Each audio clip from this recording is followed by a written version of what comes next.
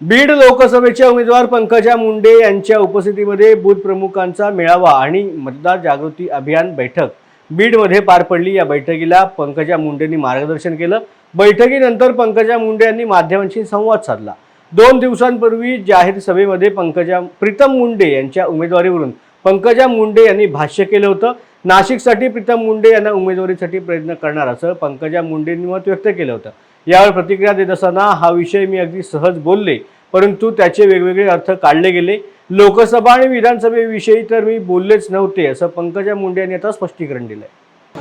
मी रोज बैठका घेते, गेले 30-35 दिवस झाले आणि रोज मी लोकांच्या भेटीगाठी घेते।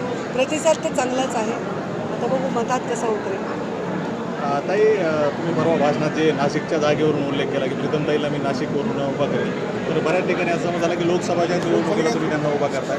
नेमकं काय त्या बोलण्यामागचं? बघा, एक समज होणाऱ्या लोकांच्या नासमजपणाचं हे लक्षण आहे, असं काही नाही आहे। एखादी सभा आहे, मी दिवसातले 8-9 तास बोलते, 30 दिवस झाले मी बोलायला, म्हणजे काय तुम्हीच गणित करा किती तास बोलायला। एखादा विषय सहज बोलून लाईटली बोलला की प्रीतमताईंची उमेदवारी 10 वर्ष खासदार आहेत, त्यांची म्हणजे त्यांना न देता मला दिली, तर ताईंचं सासर तिकडे आहे, नाशिकला पाठवून देऊ त्यांना, एवढं स्वागत जास्त झालं तिकडून। बरेच लोकांनी मेसेज केले, पण मी काही उमेदवारी कोणत्या लोकसभा उमेदवारी विधानसभा काहीच म्हणले नाही। तेवढं बोलण्याचं म्हणजे तो विषय परत मीडियानेच तसं दाखवला, पण ठीक आहे, मला त्याचं काही उत्तर द्यावं असं वाटत नाही।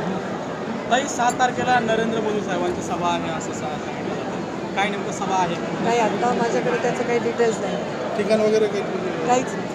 ताई, प्रचार